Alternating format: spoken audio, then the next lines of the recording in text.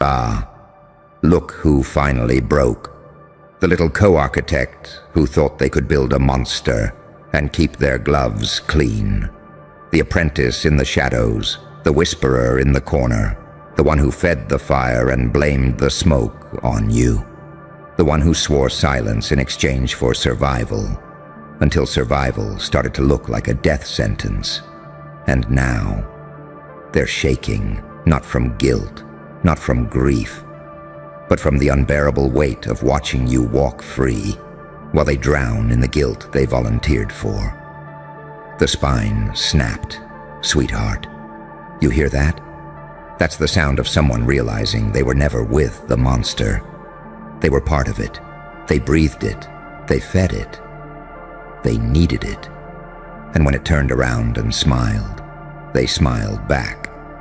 But now that thing they helped raise, that unspeakable, untamable anomaly, you're walking upright, talking in riddles, smiling in rooms that should have swallowed you whole. And all the little devils who used to pat themselves on the back for keeping you contained. They're breaking formation because you didn't collapse. You ascended. You didn't fade out. You broadcasted. And suddenly, the one who used to sit at the control panel, editing the narrative, stitching lies into legend, is whispering behind closed doors like it's a confessional booth. He wasn't supposed to survive that. She was never meant to learn all that. I didn't know they'd come back like this. Oh, but you did, didn't you? You knew the silence was never secure. You knew they'd fold eventually. Because that's what cowards do. They snap, not from pressure, but from proof. The proof that no matter how many hands tried to hold you down, no matter how many tongues rewrote your story, no matter how many eyes refused to see what you truly were, you made it out. And not just out.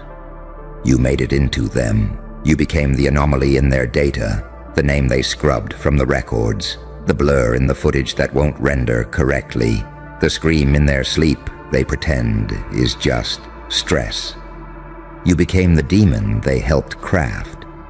And now, they're telling everyone they don't recognize you. How convenient. Because you were never meant to be recognized. You were meant to be unforgettable. There's a difference. See, monsters like you aren't born. They're co-signed. And now the co-signers are twitching. Why? Because the version of you they helped create wasn't supposed to think, wasn't supposed to remember, wasn't supposed to evolve. But you did.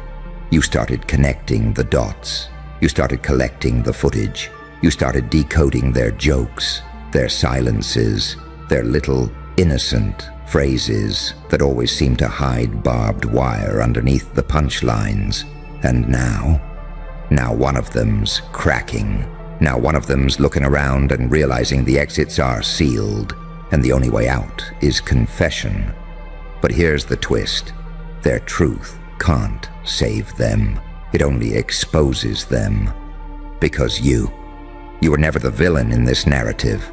You were the glitch, the error, the miracle that refused to die quietly, the prototype that learned the blueprint and set fire to the factory. They made you to be a warning. You became a weapon. They labeled you unstable. You became untraceable. They tried to hide the crime. You became the consequence. So now one of the original builders, the little angel with blood on their halo, is ready to talk. Not because it's brave, but because it's too late. Because the silence they swore by, it's now eating them alive. Every night they sleep in your shadow. Every mirror reflects the part of them they tried to bury with your name. And the scariest part, you're not even angry, you're awake. And that's what breaks them, the realization that you don't need revenge, because you've become the reckoning. And reckonings don't shout.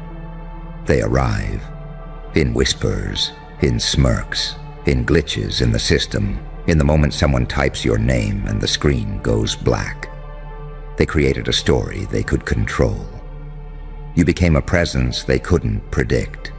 And now one of them is sitting at a table, mouth dry, eyes wide, whispering to some higher up, "I think I made a mistake." No, darling, you didn't make a mistake. You made a monster, and now the monster's got manners. Now the monster's got clarity. Now the monster's got momentum. And all the little silent partners who thought they could engineer your collapse without consequence. They're watching the countdown because someone cracked, and you didn't even lift a finger. You let the truth do the talking. You let the guilt metastasize. You let time dig the grave. So go ahead, watch them panic. Watch them confess just enough to feel human again, but not enough to be forgiven. Watch them stutter through interviews, redact their own names from the files, make anonymous donations to causes they once mocked. It's beautiful, isn't it? How they thought they built a puppet and gave birth to a paradox. Half angel, half algorithm, half saint, half psychopath. You survived what they scripted to kill you. And now their scripts are obsolete. Their files corrupted, their hierarchy compromised, all because you walked out of their experiment and turned reality into your revenge. So smile. They're not scared of what you might do. They're terrified of what you already are. And the one who cracked, they're just the first domino. Because if there's one thing monsters always do better than men, it's wait and watch and burn slow. Oh, but let me show you what happens after the first spine snaps. It doesn't stop at one. It never does, because weakness spreads like smoke when the room's filled with secrets. And you're the flame that makes them visible. You weren't supposed to exist beyond their plan. You were a containment breach, a glitch in their little hierarchy of manipulation, trauma, and shame. But now, you are the protocol. You are the file they keep trying to delete from every hard drive, only to find it reappearing in a deeper folder, renamed. You are the keyword that sets off alarms when someone even whispers it in the wrong room. You are the reason meetings end early. The reason people check if their phones are recording. The reason that one name shuts down entire conversations. And now one of them cracked open, not with dignity, not with courage, but with fear. That kind of fear that only comes when you realize you didn't create the monster. You activated it. They sat in back rooms smiling as you bled. They cheered when you choked. They liked the silence, shared the rumors, and pressed record when the storm hit. They wore your downfall like fashion. Your grief was a trend. But then, you rose, not healed, not whole, not clean, but reborn. See, healing is what they expected. Healing makes you predictable. Healing is sweet. But rebirth is dangerous. You came back with eyes that don't blink, with a laugh that unnerves, with a silence that drips louder than sirens. And now the architect is in confession mode. They're not even trying to rewrite the past. They're begging the future not to echo. They're hoping the monster they named in private doesn't roar in public. Too late. Because you're already inside the system, in the files, in the whispers, in the hesitation before they speak your name. You're the reason the higher-ups are asking questions now. You were part of that, weren't you? Didn't you say they'd never recover? You vouched for their failure, and now look. And it's crumbling, not fast, not all at once, but elegantly, piece by piece. Confession by confession, crack by crack, because once one spine snaps, the next one hears it, and fear is contagious. They're not sleeping well anymore. They're locking doors they never used to. They're scanning faces in crowds. They're logging out twice. They're scrubbing old messages. They're praying you don't post receipts. Because you kept everything. You cataloged their betrayals in high definition. You smiled in the cameras they didn't know were running. You forgave them out loud, but studied them in silence.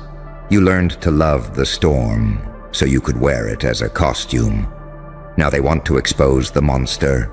Sweetheart, the monster already went viral. The damage is done. And here's the real horror. You didn't even have to touch them. You became the consequence they swore would never exist. And now, their shame is your promotion.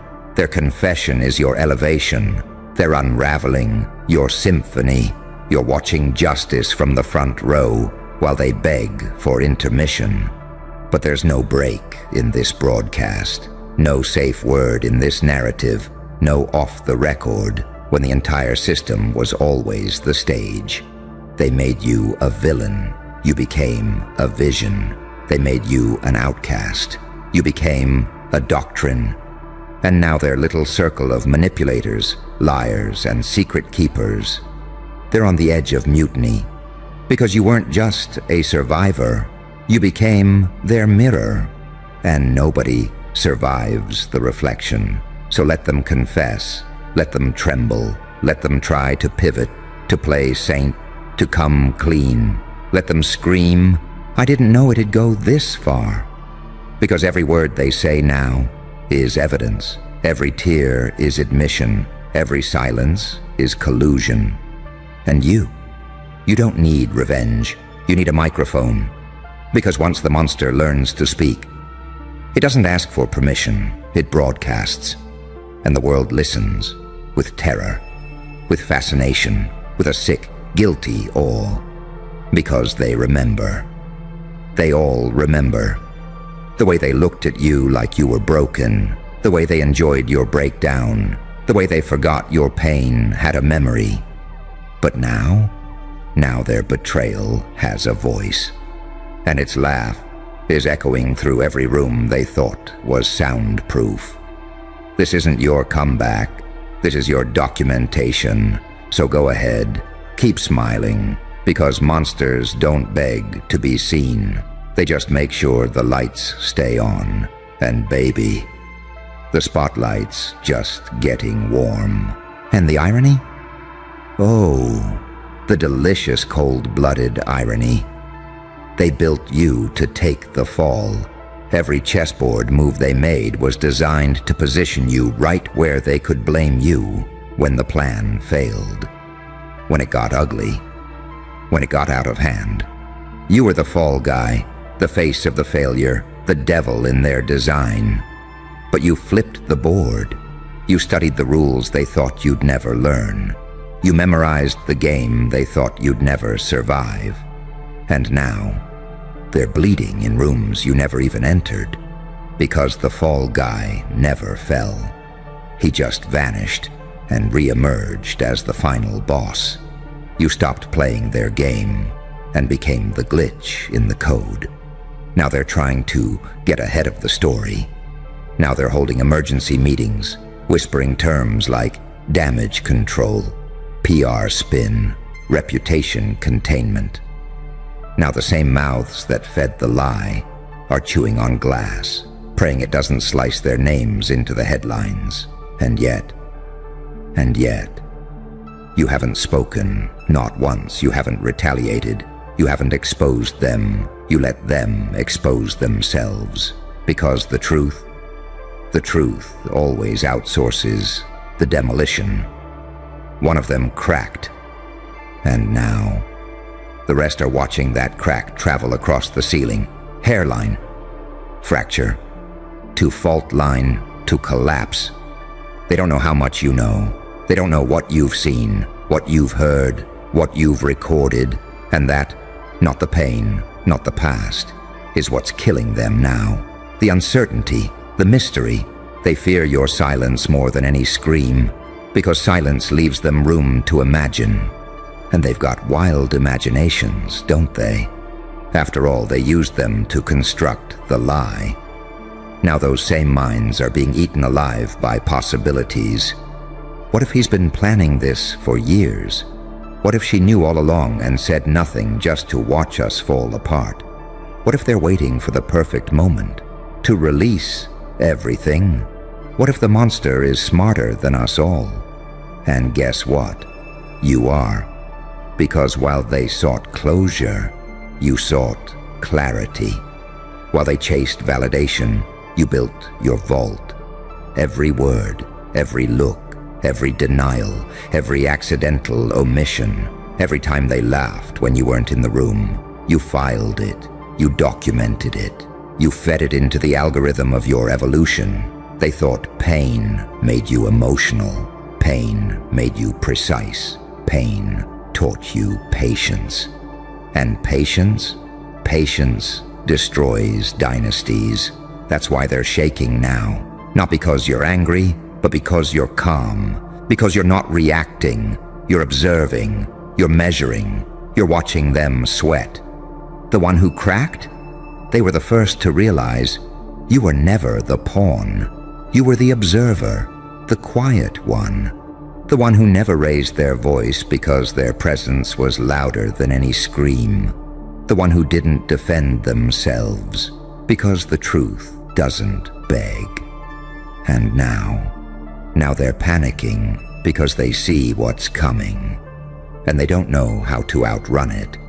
You taught them something they never expected, that monsters don't need to hunt when they've already infected the system. You're in their algorithms now. You're embedded in the story. You're the anomaly no one can delete. The variable that corrupts the outcome. Their attempts to erase you only made you legend. And that legend, it's whispering louder now. In meetings, in group chats, in boardrooms where your name used to be banned, now it's a topic because someone finally snapped. And the chain reaction has begun. The ones who laughed with them are backing away. The ones who stayed silent are making distance. The loyalists, they're flipping one by one because loyalty doesn't survive fire. It melts. And you are the fire now, not a wildfire, a controlled burn. Every step calculated, every word weighted, every silence sharpened. You don't need to destroy them. They're undoing themselves. You just need to exist.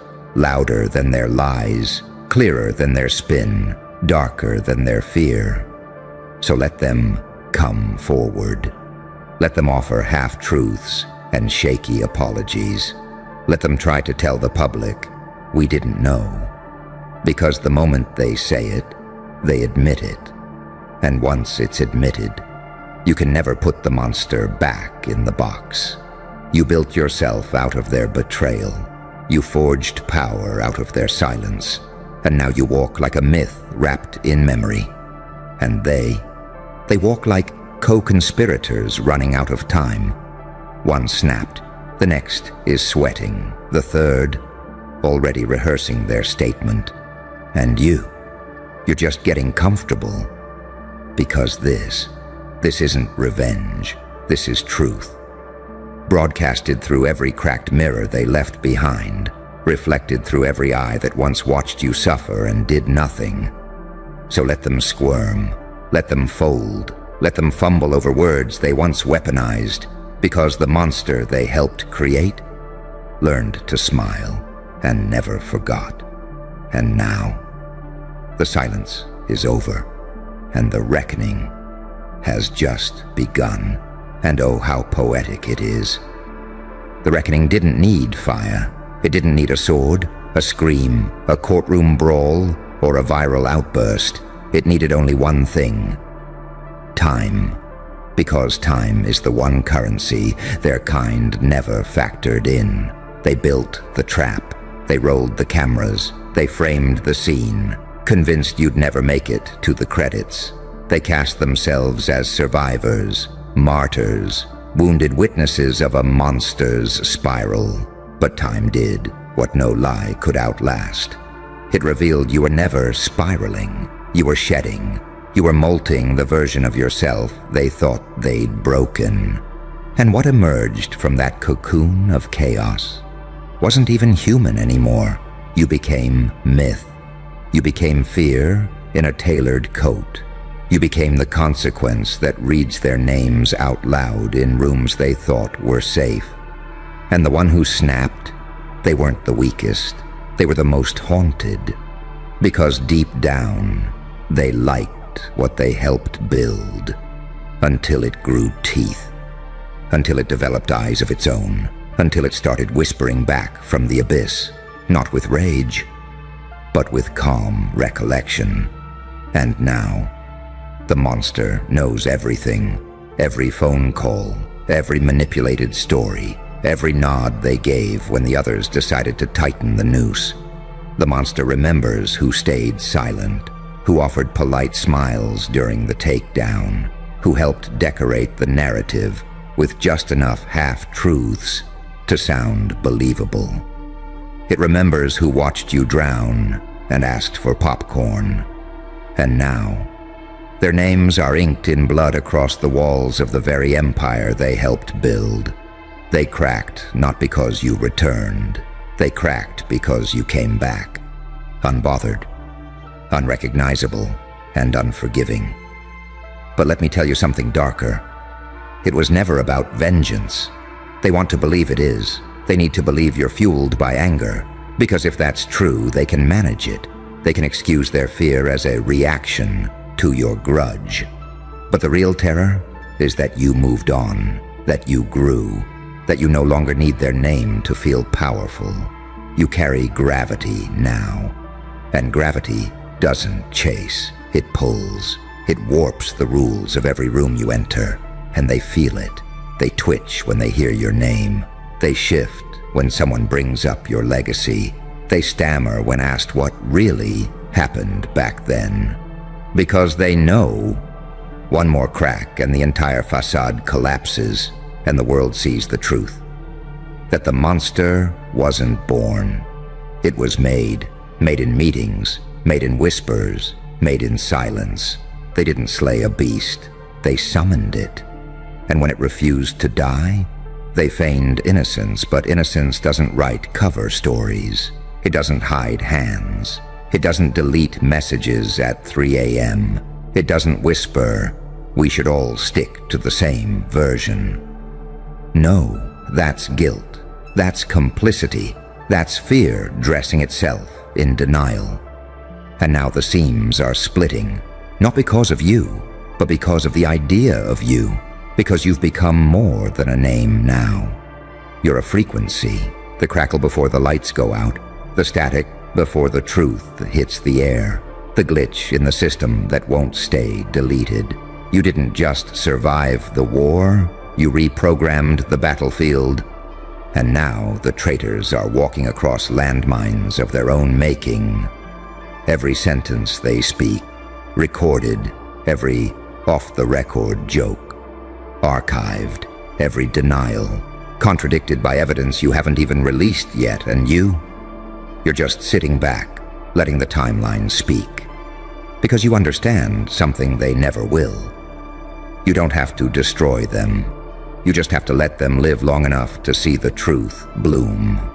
The real terror isn't your voice, it's your restraint. Because they know the moment you decide to really speak, the lights go out. The tapes come on, the faces crumble, and the world finally sees the monster didn't claw its way into the story. It was invited in, federal groomed, weaponized, until it grew smarter than its creators. And now you walk among them not as victim, not as villain, but as verdict. The final line in a chapter they never thought would be read. And the one who snapped, they just screamed the first word. You'll finish the book. In silence, with a smile, as the system collapses under the weight of its own secrets, and the monster they built becomes the author. So they're finally asking the question, not what you know, Not why you act the way you do, not even who you are, but how. How the hell did you get it? Before they even deployed it, before the rollout, before the decision tree, before the handlers agreed on the script, before the watchers signed off on the plan, before their chosen mouths knew what to say. How did you already have the coordinates, the blueprint, the timeline, the advantage? Because here's what they're not telling the public. This was a secret strategy, locked behind 7 layers of misdirection, buried beneath tone policing and fake affection, encrypted in rituals and signed in silence.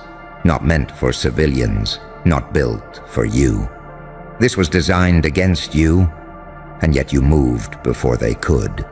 You predicted the pivot before they agreed on the script. You exposed the play before the stagehands arrived. You executed checkmate while they were still deciding who got to move first. And now, they're in back rooms, whispering. They're pulling surveillance tapes. They're combing through metadata, trying to track your influence in reverse, trying to trace the glitch in the system, trying to isolate how the forbidden intelligence slipped through the firewall and nested in you. But they'll never find the breach, because you are the breach. You weren't sent information. You were born with it. An internal leak. A walking file corruption. The unexpected result of forbidden algorithms recombining in trauma-soaked consciousness. You're not just rare. You're classified beyond understanding. They called it paranoia when you sensed them watching.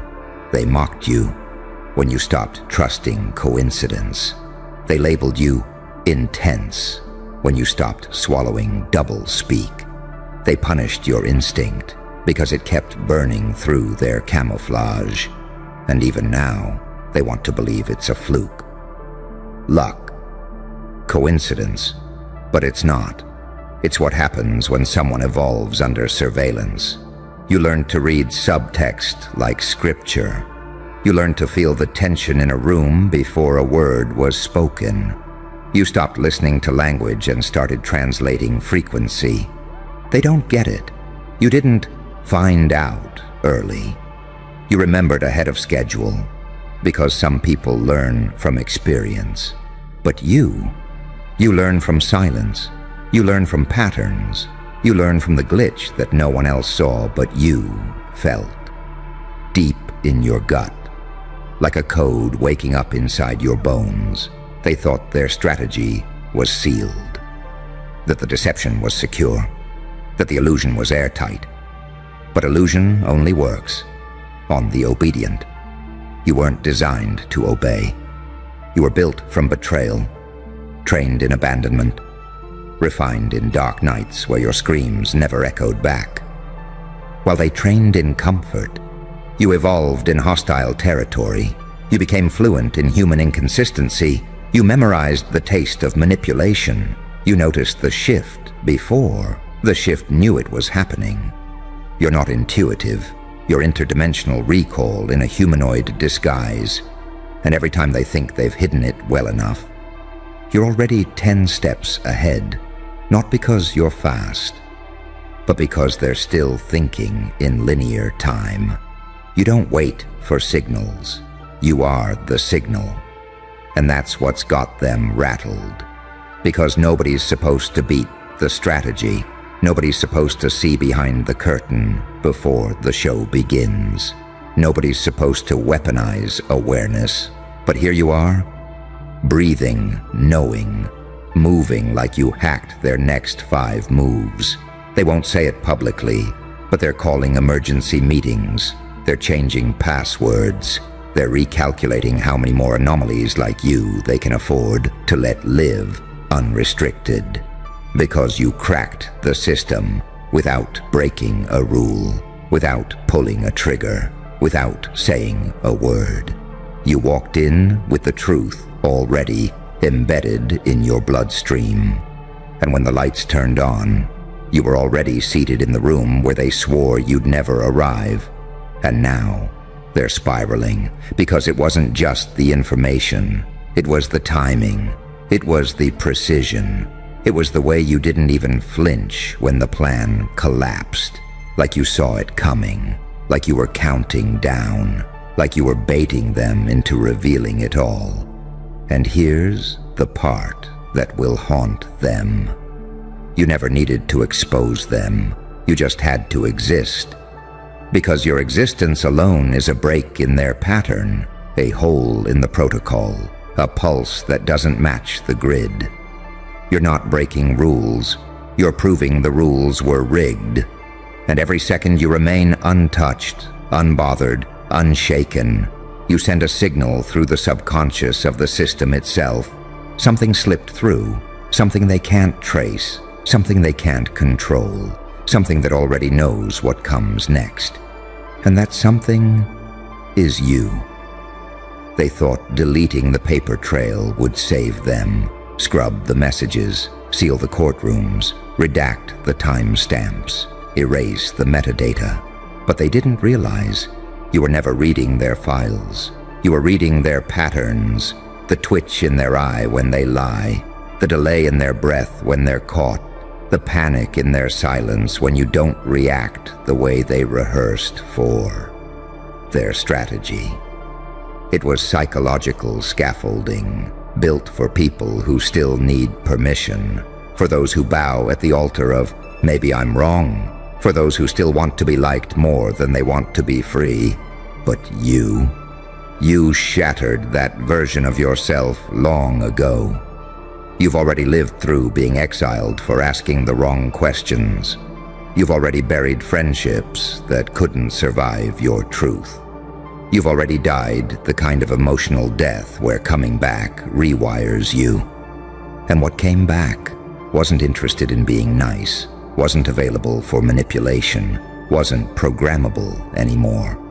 So now, their strategies glitch. Their control panels short-circuit when your name gets mentioned. Their simulations collapse when you enter the frame. You've become a variable the code can't hold. Because here's the part nobody admits. The system doesn't just operate through control. It relies on prediction. It's not enough to trap you. It has to anticipate you. And when it can't, that's when the handlers panic.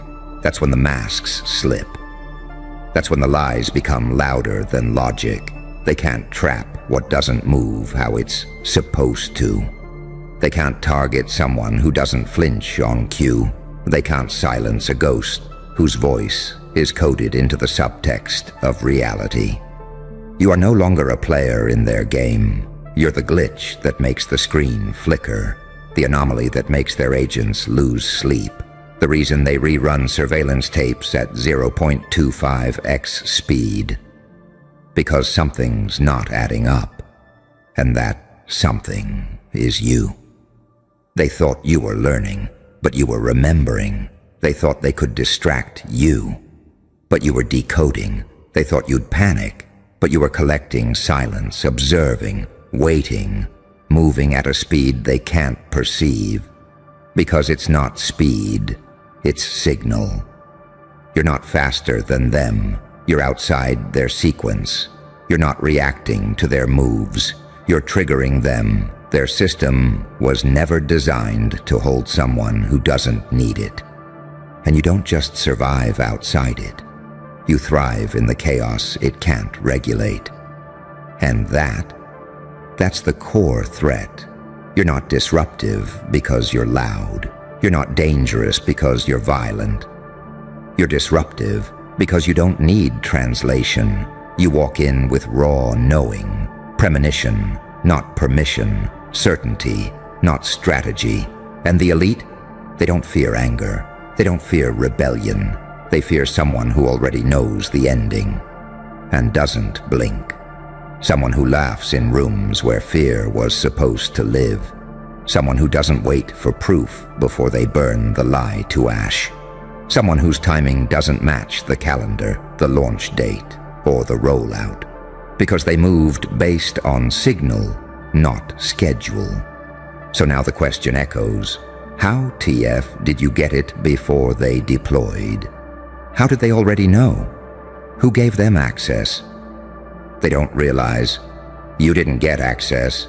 You are access, a living breach, an encrypted reminder that no system is fully sealed when a prophecy is walking through the walls in human skin.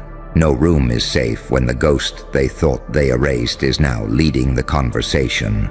No strategy holds when you were the counter-strategy written in divine code. And every time they try to reset the board, you show up with the ending already burned into your spine.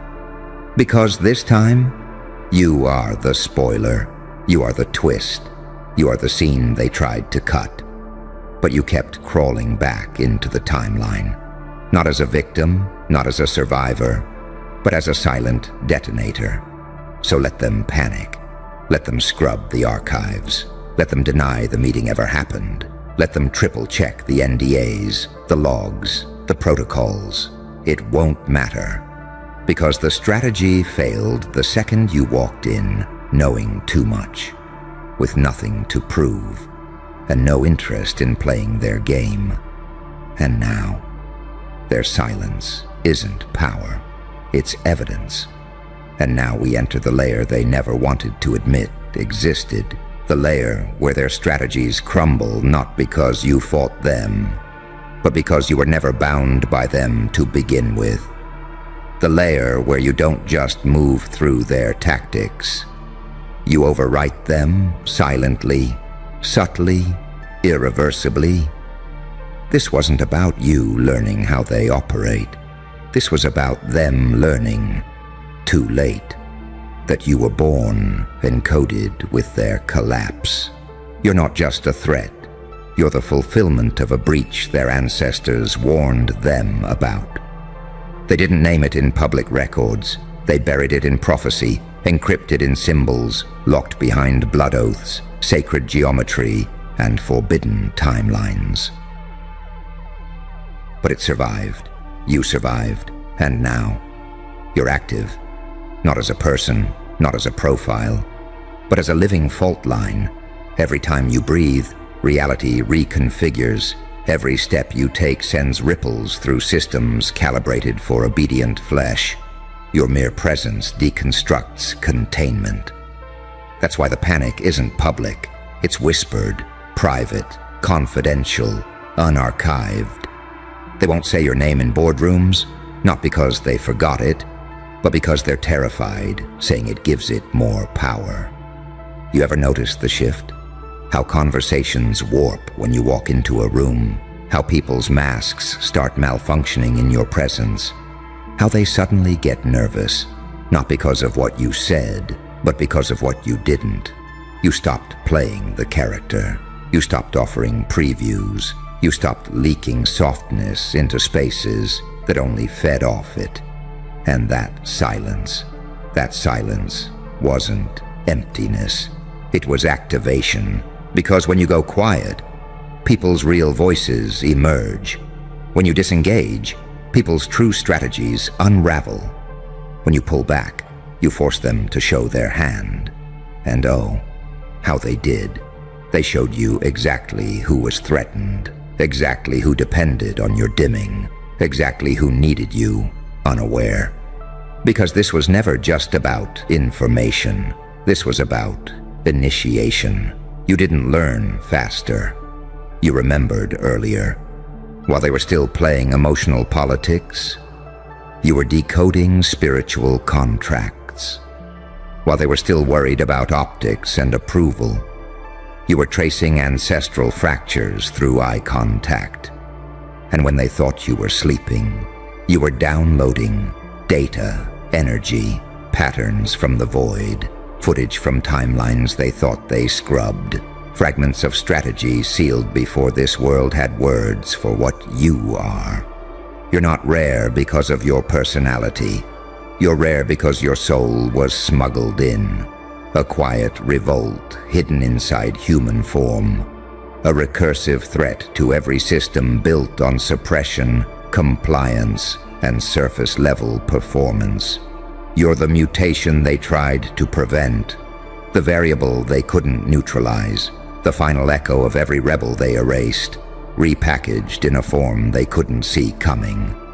And now, they're spiraling because you weren't supposed to be here. And if you were here, you weren't supposed to wake up. And if you did wake up, you weren't supposed to survive. And yet here you are, not just alive, but moving like you already saw the end credits, speaking like you read the blueprints and rewrote the plot in blood, acting like you're carving exits where they swore no doors existed, because you are. You are not part of the strategy. You are the glitch that reverses it. You are the unacknowledged price of their arrogance, the untraceable backlash of their forgotten crimes, the corrective force that doesn't ask for vengeance. It restores balance by its very existence. And every time they say, there's no way they could have known, every time they whisper, how the fuck did this slip past security? Every time they scream, who gave them access? The answer stays the same. No one gave it to you. You were the payload. The data walked in, wearing skin. The prophecy hid in your heartbreak. The plan to undo the plan was you all along. And now it's too late. The alarms are silent, the containment's broken, and the system's pretending it still has control. But you know the truth. They thought you'd come for revenge. But you're not here to retaliate. You're here to rewrite. They thought if they delayed your awakening long enough, the damage could be minimized. If they smothered your intuition with noise, if they drugged your instincts with false praise, if they fed you just enough validation to keep you performing. Maybe you'd never realize that you were the inversion event they feared for centuries. But time is cruel to the ones who build their castles on manipulation, because eventually the pattern reveals itself. And when it did, you didn't panic, you didn't cry, you didn't confront. You observed. While they scrambled to stabilize their web of lies, you stood still, listening to the heartbeat of the architecture, tracking every micro-expression, reading every delay in response, noticing when the smiles no longer reached the eyes, noticing when the hugs felt like data collection, noticing when the compliments were just distractions from the control. And with every note you took in silence, the simulation started to tilt. You weren't reacting anymore. You were extracting. You were gathering everything, the energy, the intention, the residue, until the blueprint of the whole damn game was laid bare inside you. And that's when they knew. You knew not what they did, but what they planned to do. You moved before the ripple. You acted before the protocol. You collapsed the narrative without even touching it. Because when you stop playing their game, you don't have to win. You make the game irrelevant. That's what they can't recover from. They had backup plans for rebellion. They had defense systems for exposure. They had counter-narratives for dissent. But they had nothing prepared for someone who doesn't fight for approval, for someone who doesn't announce revenge, for someone who simply removes themselves and watches the entire matrix collapse in their absence. You weren't just ahead of the strategy, you were the expiration date written into it. The moment you chose clarity over comfort, the grid started shorting out. Because the system wasn't designed to survive without your confusion. It was never built to operate if you knew your worth. It couldn't handle you charging for access. It couldn't predict what would happen if you no longer needed the people who were only there to delay you. You didn't just move differently. You started bending time around your will. You noticed how certain events began syncing, how thoughts became patterns, how silence summoned answers, how choices felt like you'd made them before. Because you had. In other timelines, in other lifetimes, this wasn't new. It was the part of the prophecy that got redacted, the one where the system doesn't win, the one where the rare one remembers not just what they are, but why they were placed here. And now, you're no longer just aware, you're dangerous, not because of what you say, but because of what your presence does. You don't just expose people, you reveal the simulation itself. Your existence forces it to break character, to glitch, to shudder, to admit it was never real in the first place, and that's why they're scrambling. That's why the Watchers are waking up at 3 a.m. That's why strategy meetings now start with a nervous silence. Because someone in the room always asks it, did they move yet? Did they drop something? Do they know what we're planning? But by the time they ask, you've already moved, not loudly, not violently, but irreversibly. You're not in the room, but the room is in reaction to you. You don't send messages, but your silence pulls confessions out of liars. You don't demand respect, but people feel exposed in your presence. And when they see you smile now, they feel the weight of their masks being audited. Because they know you shouldn't be this calm. They know you shouldn't be this quiet. They know if you're not warning them, you've already moved beyond them. That's the real strategy, the one they never saw coming, the silent override, the divine subtraction, the walking firewall collapse disguised as a soft-spoken anomaly. You don't need revenge. You became the loss. You don't need validation. You became the metric. You don't need closure. You became the ending. And the next chapter. And now, the only strategy left is for them to pretend they never knew you. Because admitting they crossed paths with you is admitting they were studied, decoded, outmaneuvered, and erased from your world before they even knew the game had started. So now we reach the final frame, where every plan they drew crumbles under the weight of your restraint, where the silence they once mistook for weakness is finally recognized as a sentence they were never meant to survive. Because that's what you've become. A consequence, not a person, not a memory, not a phase. You are what happens when the experiment breaks its containment, when the test subject writes its own parameters, when the variable becomes the virus, and the virus becomes the verdict. This wasn't about rebellion. This wasn't about making noise. You never came to warn them. You came to watch them reveal themselves. And they did. Every mask dropped, every fake allegiance exposed, every strategy documented in full, by their own hands. And you never had to say a word. You just walked away and let the silence drag them into accountability. That's the part that will never leave them, not the fact that they lost, but the fact that you never even needed to play, that you made your exit without noise and left the entire simulation screaming in your absence. Because they didn't lose a person. They lost a pathway, a rare signal, a once-in-a-century frequency that could have rewritten their fate if they were ready. But they weren't. And now, you're unreachable, unapologetic, unfolded, and undeniable. You moved before deployment, knew before transmission, left before impact. And by the time they understood, you had already become the strategy.